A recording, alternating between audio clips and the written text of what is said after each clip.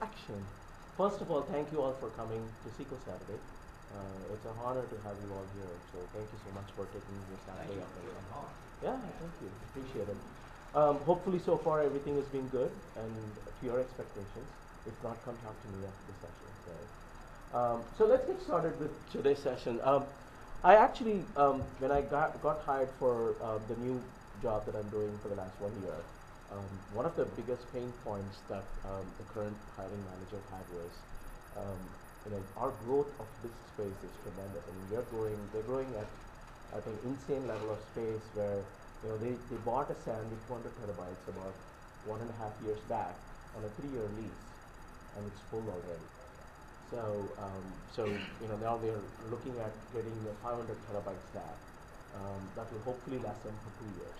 So our data growth has exploded tremendously in the company I've been working with. So one of the things my manager asked me to do is we need to get a good grasp of where our growth is occurring, what are we really growing on, and how can we forecast so that our numbers for allocation for database space is more predictable. Understand it could be a few gig here and there every now and then, but when you roll it up to a terabyte, you shouldn't have to roll up 5.6 terabytes to 10 terabytes, right? I mean, you can't say okay, anything over 5, I'll roll it up to the next level. I mean, that the cost just shoots out at that point. A gig rolling to a terabyte is probably acceptable. 700 gig, you can say okay, it's 1 terabyte. But when you roll up terabytes to 10 terabytes or 50 terabytes, this gets insane.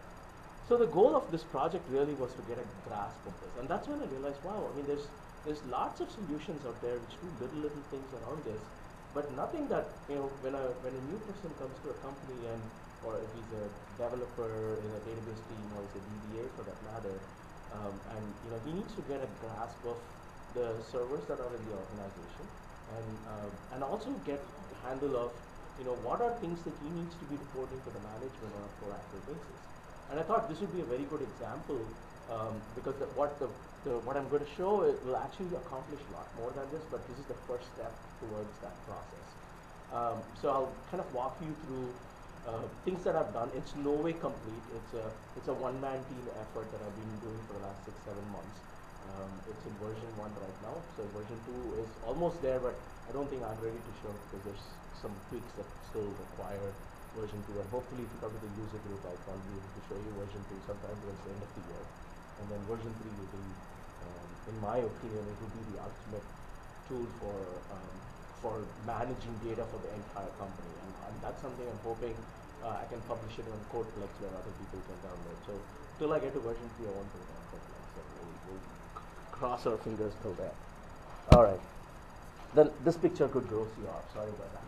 So the code name is Amalga. The way the name Amalga came about was because I was going to a dentist at that time, just around when these things were happening, and he was telling me about your tooth is cracked here, it's all disjointed, and you need to bring it all together.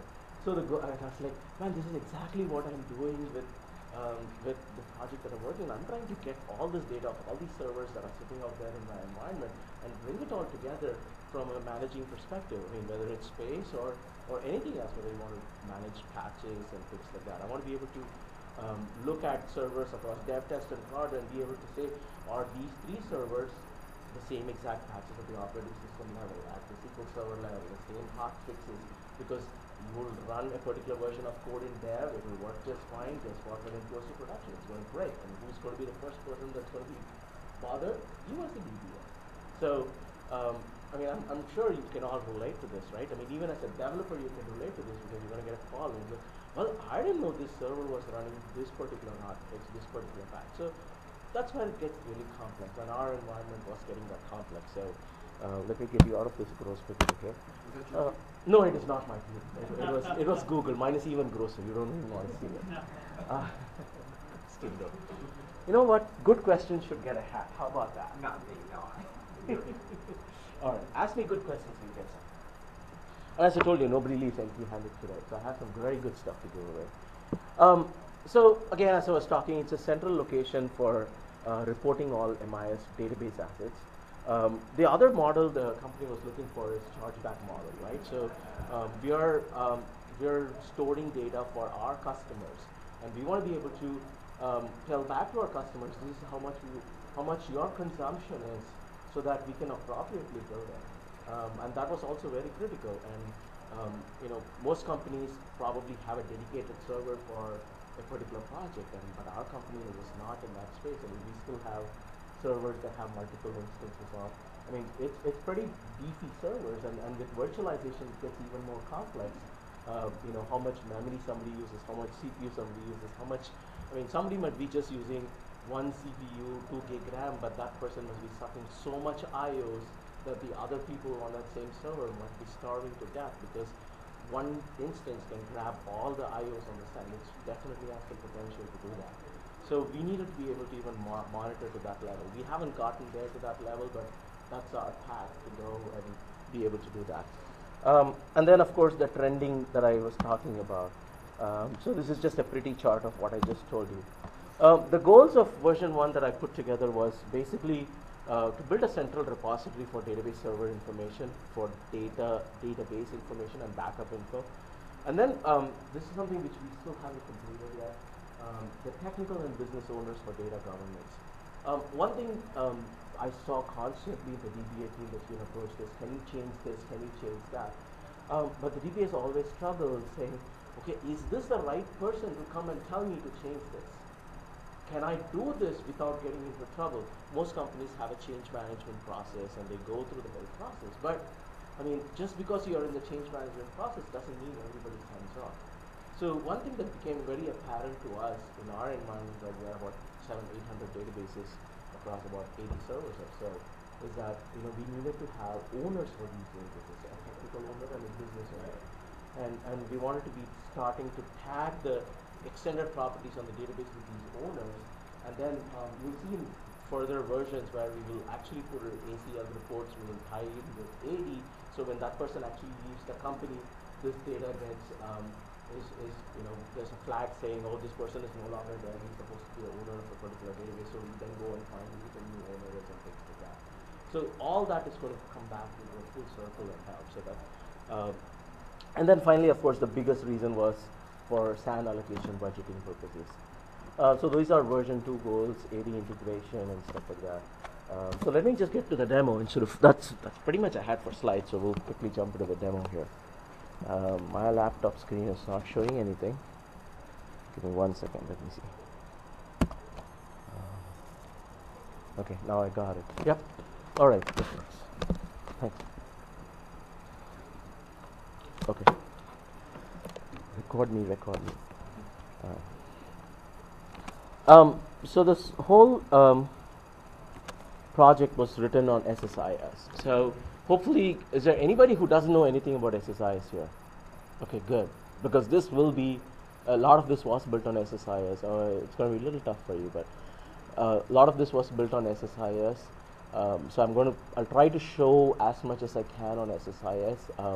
But the concept is very simple, and you should be able to take this SSIS and write it into any other language. But the important thing is all the flows and the constructs and the concept itself. The number one thing that we did was we knew we needed to have a central point of all database instances. I mean, that has to be a manual entry. We can do a discovery process as well. We are thinking about it, but then we have lots of individual SQL servers that are running on individual desktops, where if you do a network scan, those get pulled as well. So we needed to have a managed list and an unmanaged list. So at some point we decided, okay, the data management team will manually enter a managed list of servers that whenever they build a new server, step 37 of their build process is go add an entry here. I mean, I'm sure you've seen a build document, right? I mean, these are all the things that you need to do when you build a server, right? So one of that process was go add a single insert line with the server name into the table. And I'll show you that table real quick here. So the table is, I hope you guys can see it. Is that good clarity there? At the last row, can you see it? Okay, good.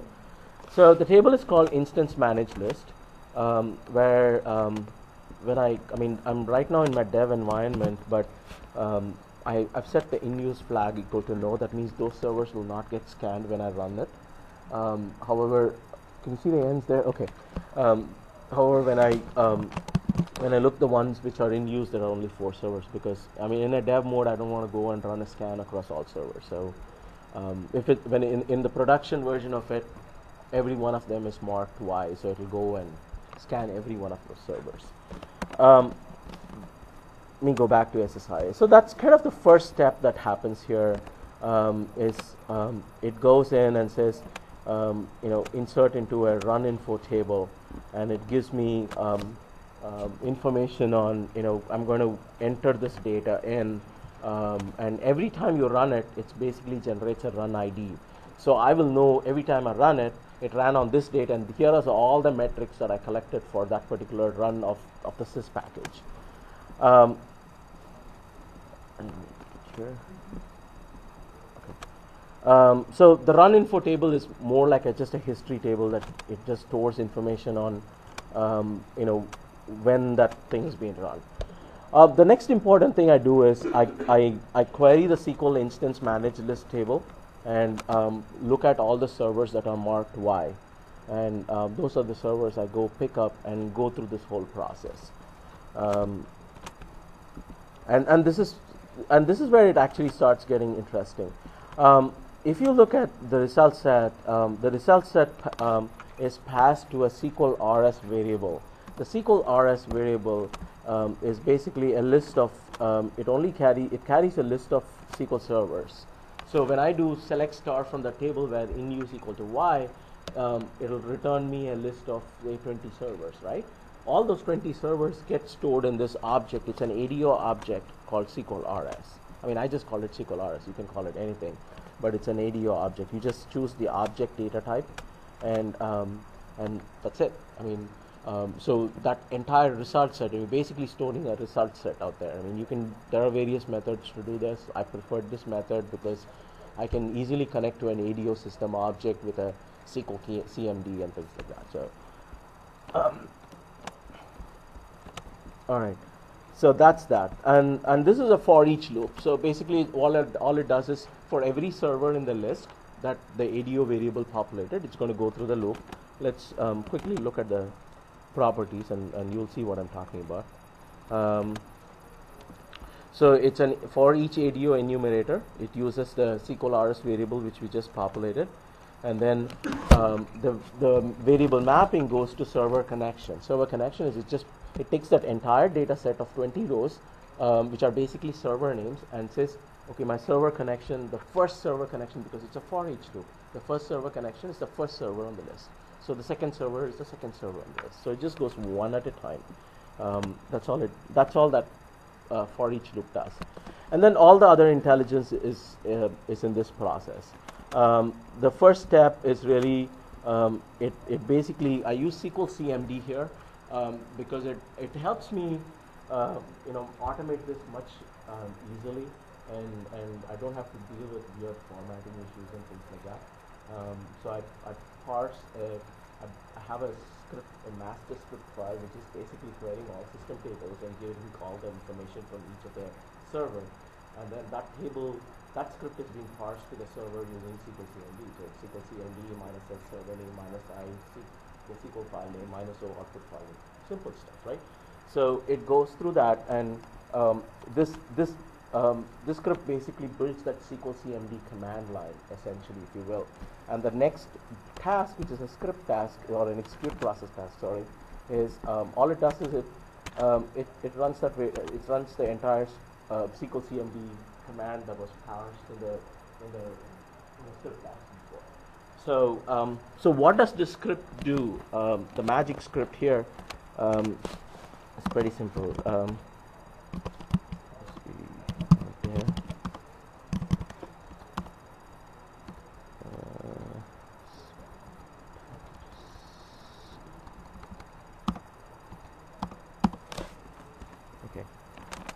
It's one single file, and that is actually was another requirement, because we didn't want to deploy code to every server and then have to manage the code on every single server. That was the reason why we use SQL CMD as well, because we use SQL CMD minus S, and all you need to do is substitute that minus S with every new server name. The input file always remains the same, and you generate an output file with appending the server name so that you can go back and look at the log as well. This script is very straightforward. There is nothing rocket science behind it except all it tries to do is query system tables in a format that I can put it into a table or so that I can report on it later.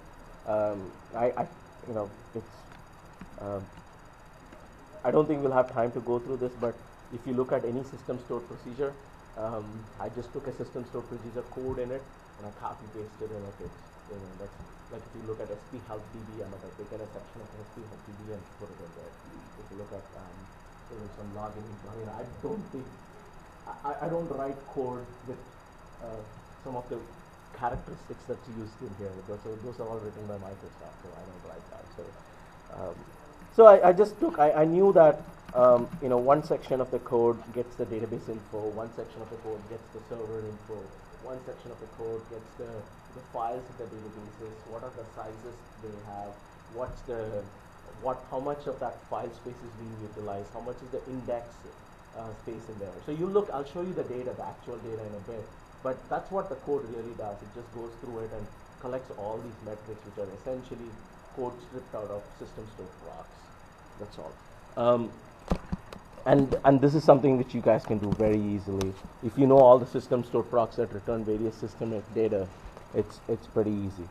And then what the sys package does is it runs that the execute process task runs it, and then everything gets transferred. So the way this works is, since we had security concerns over some kind of a call that goes and hunts every server and does this code and kind of remote executes everything, our methodology was a little different. What we decided was, in that SQL file, the first step it does is it builds temporary variables on temporary tables on the destination server in TempDB itself.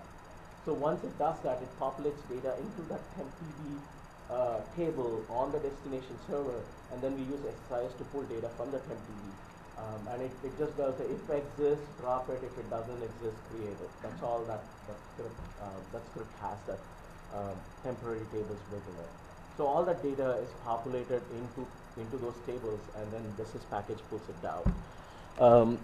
So that's what the transfer DB info. That's what it does. So once the script gets executed in the earlier step, it goes and select star from tempdb dot.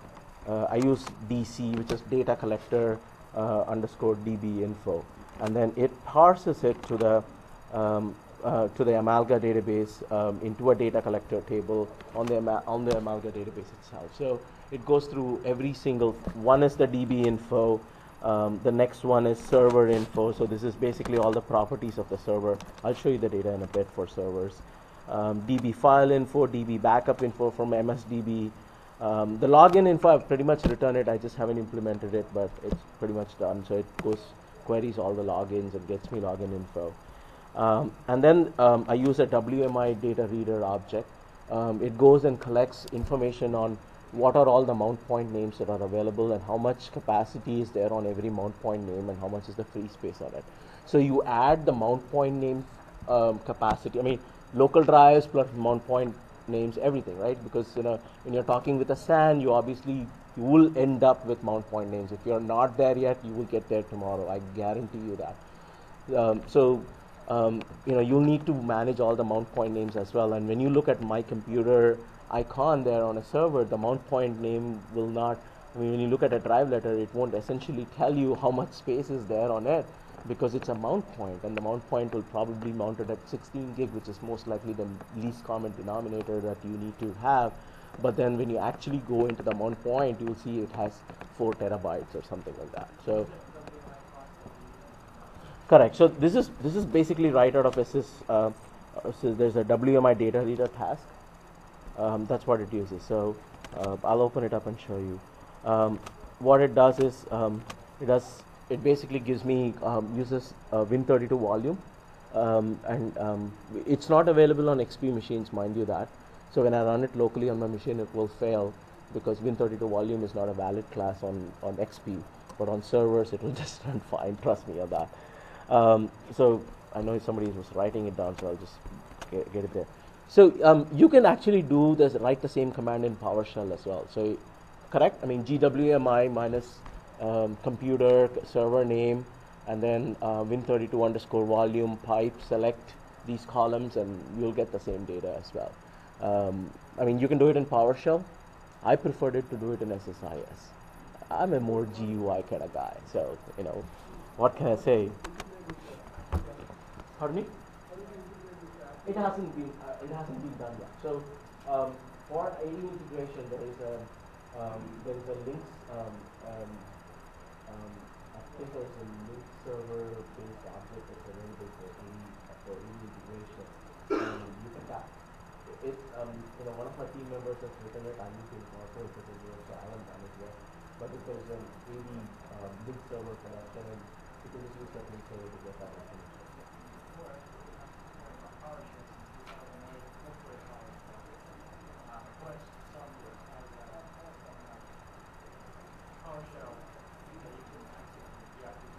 Oh, really? Okay.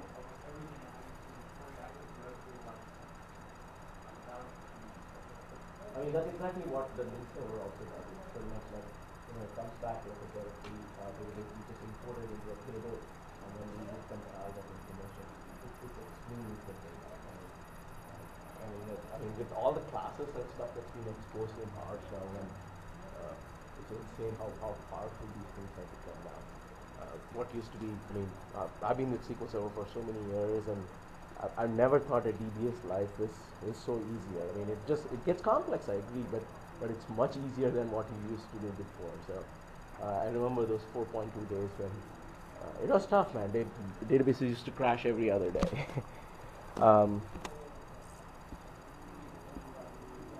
All right, Midnight DBA, stop it. That's probably Sean talking out there. All right. So the transfer task, as I said, was simply transferring from the temporary tables to the permanent tables. So let's go through a run. Let me show you some data here.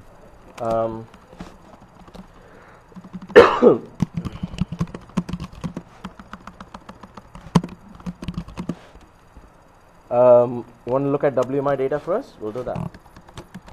If I can type properly. Okay. So one of the examples is let's take this server, because that's actually an excellent example.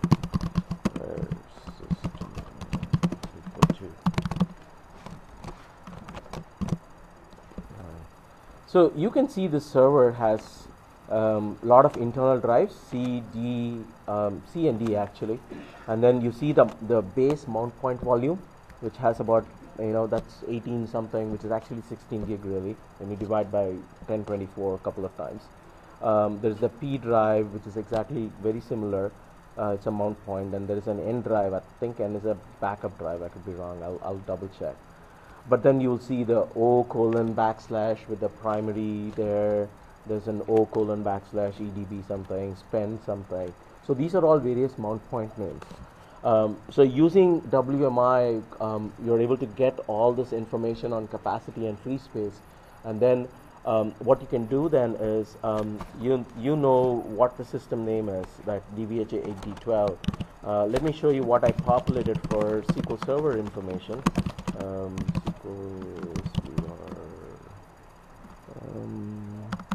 Let's see, DC underscore SVR underscore and stuff. Okay. I don't know if this server is there on that list. Maybe it's not there, but so actually it's right here. So DBHA 8D12. So that's the physical net BIOS name, which is actually the machine name, right? You can have your instance name, whatever, but there's a net BIOS name, and this information provides you, like, okay, it's running enterprise edition, it's 64-bit, and you know what process ID, what product version it's running, how many logical CPUs, how many physical CPUs. Even from a licensing perspective, it will help, because you can then aggregate, look at the entire environment. I mean, this is just all my a few of my dev servers, right? So if my manager wanted, okay, how many CPUs are we using for all dev servers? You just query this, and you will count the number of, because Microsoft doesn't charge for logical process, you just add all the physical CPUs and say, oh, this is how many CPUs we are using, right? So it helps all that. I mean, there's virtual memory count, how much memory is allocated for the server and stuff like that. So let's see, some more related to DVHA 8D12. DC underscore, let me see. Let's go DB info. Let's look at that. Okay. Let's see if we.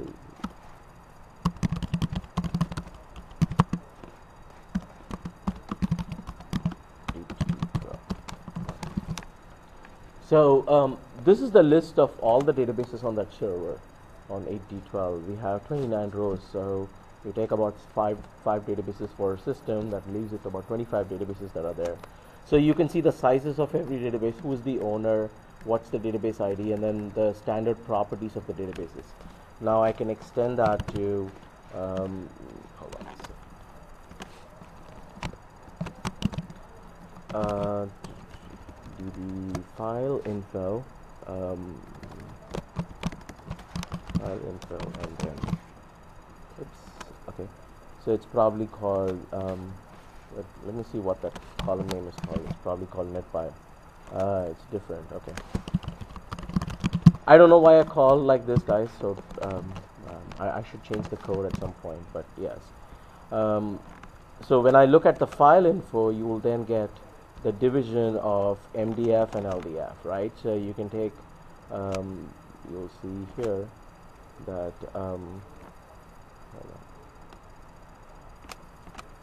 okay, there it is.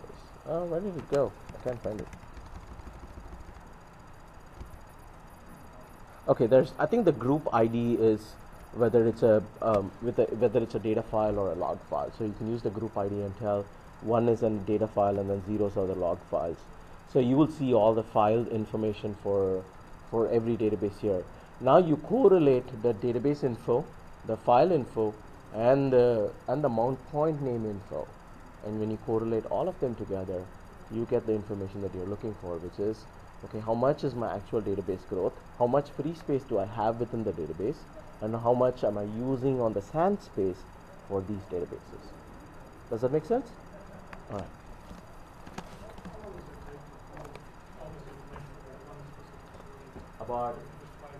About 45 servers get done in about 6 minutes. So, and 45, 50 servers, and they immediately get the rest of it.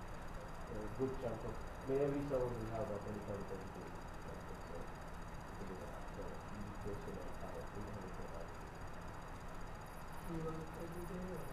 okay, so we run it weekly because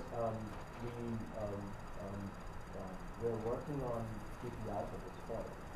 One of the goals is to be able to provide nice facilities for us to, trust me, that's the next thing they're going to ask. This looks great. I need something that can grab an attention of a 5-year-old, right? If I see a red line going, hey, that's exactly that's being described to me. Don't give me anything that needs explanation beyond what a 5 or 6-year-old can do. When he looks at a chart, oh, that's going off the tops. What's going off the tops? You look at it exactly, and it will tell you that. When you present your upper management, it has to be as simple as that. You give them a complex set of numbers and jokes, they won't even get it. We get it because we deal with data all the time, but it's not so data, but for them to dig through the data is more painstaking. But when they see a chart and say, oh, this server is growing at the rate of about 300 gigs a month, they know what actually needs to be done, right? And with things like performance point and stuff like that, you show a line of one server, you click on that line, it will expand it to every single database on that server, and then you can see which database are the fastest growing databases. Our next level we are going to get to is table info. We're going to get details into how much space is being used by every table, and we're going to drill down to what are the biggest culprits, what tables are the biggest culprits. Are there waste indexes that are there which are never utilized, which are just there grabbing space and resources? It's wasted space, right? If you have index on a very large table, we're talking, I'm not talking 1 terabyte here. Our largest table is about 14, 15 terabytes. But the big thing about, the common thing about a single large database like that, which is the biggest, it can only be the 3 or 4 big tables. Everything else is very small. rounding error, that's what I call it. So you'll have 5 tables which are probably 2 terabytes each. Maybe there's one big one for 6 terabytes and a 15 terabyte table, and there are few ones which are 2 terabytes each. If you have a wasted index on a 5 terabyte table, I mean, most likely you're spending at least half a terabyte on that. Most likely. I mean, go take a hard look at if there is a clustered index, let's say, and it never gets used, I mean, it can happen. Think about the wasted space. Even non-clustered for that matter. That's right. That's right. Absolutely. Absolutely. And those are exactly the issues we are facing is, we really want to get to the bottom of, is the right index strategy being applied? And we also want to get to the number of what is the overhead space. If I need to manage 1 terabyte of only data, how much of log do I need? How much of log space do I need? How much of 10 TB do I need? How much of backup space do I need? I mean, this will help you get that. I mean, you have to just start drilling down into and into. We call it backup info also. Yeah, you have just get on the Salesforce. What's the data warehouse that you're storing so much historical data and put into SAS, or just using? No, we just leaving it in SQL. Yeah. It's only 4 months into it right now. We're in 4 months into version 1 right now, and that too almost version 1. It's not even completely. 2 years, 3 years down. Yes, we'll see how it goes. It's not occupying tremendous space at this point, but I can totally see when we start adding table space information, the data growth for those will be extremely high. And then when you start trending on those, it's going to be very stable. At that time, we'll have to build a few bits of that. I'm actually working on it. Okay. But the security one will be the one as well. Okay. It's so fast because the amount of information that you have to get from each object is going to be that. That's right. We are exactly getting to that in version 2. We want to be able to get to every single user what permissions we have. So if you wanted to assess the cost, or say, okay, you're the business owner for this database, and I want you using a terabyte. How do you monetize? How much does it cost a terabyte on the scanner? Is there a formula? yes. So we lease hardware. We don't buy it. And it's a very simple math at that point. Because lease is like renting, right? You rent and you take the asset, you see what's the most common way to divide that asset by. If it's a SAN space, if it's a SAN, it's on space. Simple as that. There have been some concerns on LUNs and spindles and stuff like that. We just wanted to keep it simple. We just said space. We'll probably get to someone using 20 terabytes of space, but hardly mostly historical data versus somebody using 1 terabyte of space but grabbing all the spindles. We'll probably need to get to that at some point, but we haven't done that yet. But that will be a challenge that we need to cross through. Yeah, so we'll see. Yeah, Jacob. How do you handle that? If I'm unable to connect one server, you have I saw your structure, your business. Correct. For whatever reason, I'm unable to connect that Correct. server. But I'm just doing by the Mac. I was wrong. That's not right. Correct. So there is an output file generated for every server, and we have we use UC4 as our scheduling tool, and I can't bring UC4 here because it's a very heavy context. But one of the things UC4 does is where I think there's a script in it where it will go and check for whether there is an error, some keywords in the output file. So all these output files are generated in one folder. So it will go back and query every single file and tell me which are the files that have error. And then it will strip out the server name and send me an email saying these things will not run. At that point, you can choose to manually go back and say no to the in-use flag for the other servers and then just run for those servers. Or just you create a whole new run. It takes 6 minutes, right? My boss saying, I don't have to run 6 minutes. Run it 5 times a day. And it's zero impact. I promise you that. we had two DBAs standing by monitoring the server, and we ran it at the peak utilization time. I mean, you hardly even touch the box. The memory probably runs a little bit. You can't tell the difference between a user connection memory increase versus this one talking to memory increase. So the overhead on the server was so negligible that it was a no-brainer to do it. I mean, I think as I talk to other peers and people in the database business, I constantly encourage them. If you're doing it, you're not looking. I mean, if you need to get a handle of what are the servers in your environment and stuff like that, this is a fantastic way to do it. I mean, your boss will be impressed in like 5 days. I mean, you run this, you put this in place. It'll probably take you 2 or 3 years to set this thing up. But once you set this thing up, he's going to tell you, oh, here are all the servers that are in that environment. He'll give you that, right? If you're a DBA, he'll probably give you a list of servers. But it will be a painstaking process for you to go to every server and understand all the dynamics behind it. Now, if you, pardon me? Copy of this exercise package, no. When I get to Codeflex, I ask, but what I can do is, if you're on the distribution list for not executed with, I will send you the link from where somebody showed an example with a very similar idea.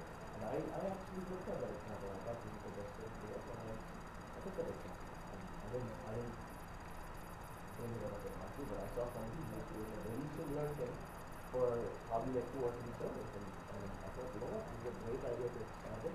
I mean, the idea of this was mine, but the concept of just going and saying 2 or 3 servers is something else. How to write the exercise package to go this way. WMI stuff is very easy. It's just a drag and drop. You know, PowerShell is pretty much, you can write a DWMI command. It's very simple. It's a select query in the WMI pack. How long can you go in the select query, right?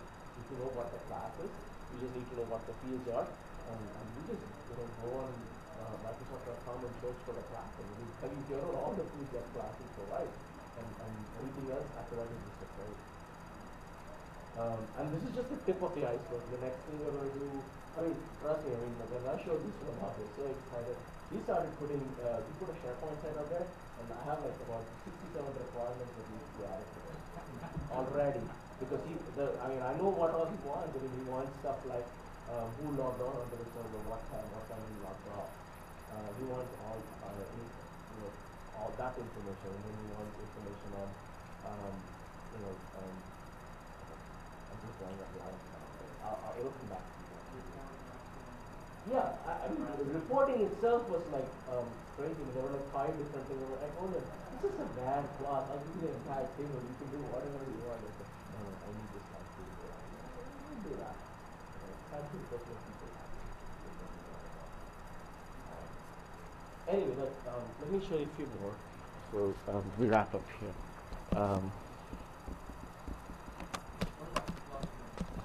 It will handle clustering. I'll show you that in just a minute. I'm glad you asked. Oh yeah.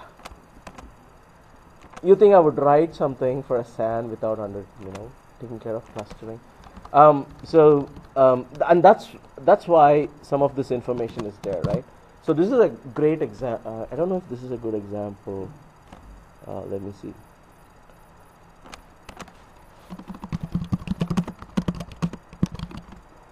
Oh, it's right there.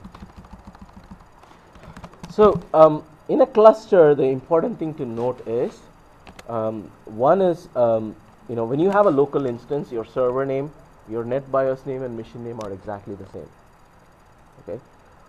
When your NetBIOS name is different from your instance name or machine name, you're most likely dealing with a cluster. Okay. So, and that's why that's why you probably thought, why the heck am I collecting machine name, NetBIOS name, instance name, server name? And there's a reason behind it. The SQL Server name is different from the machine name, which can be very different from the NetBIOS name. NetBIOS name is the actual physical hardware that it's running on.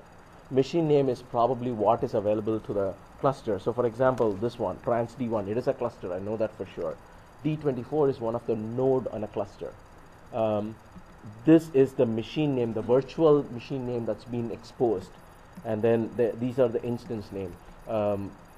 DB trans dev or DB trans D1, which is basically machine name / instance name, will give you the SQL Server name. So you can roll this up at cluster levels as well, because there's a table here, I think.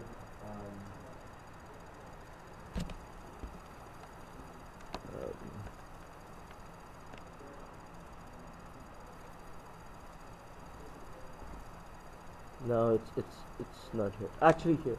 No. There's this table, SQL Server clusters. So what I do there is I store what are all the possible nodes a particular instance can go on. So, because this reporting will go back, the next time you run it, if you have a failover, right? I mean, because your physical node name would be different than what it is. You can either group them by SQL Server name so that you're consistent across the board, or you can combine it with the SQL clusters table and then be able to group all the servers irrespective of whether they failed over or not. And so that way you maintain the consistency of reporting across clusters as well. So hopefully this was interesting, guys. I can go more in depth, but if I start the next one, it'll take another 20 minutes or so. So that said, I know you guys had a couple of very interesting questions. So let's ask you. You had one. So did you take it?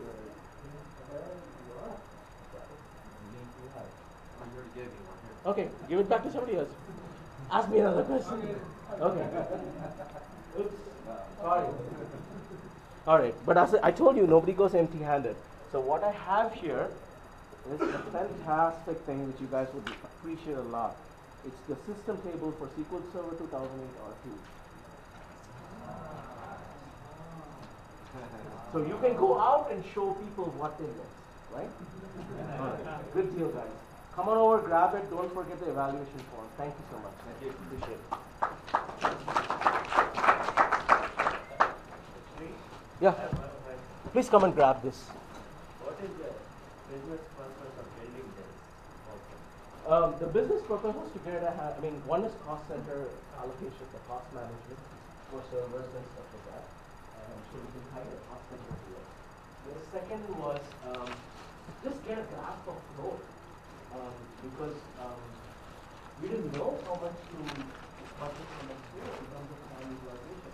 So my next question is, why can't they package this so that everybody don't have to buy the in my opinion, they should. There are lots of software that's available, but nothing goes to the level of bounce point names, the speed. I don't understand what I need to say is, it's rewriting the code. That's what the boss is saying, you know.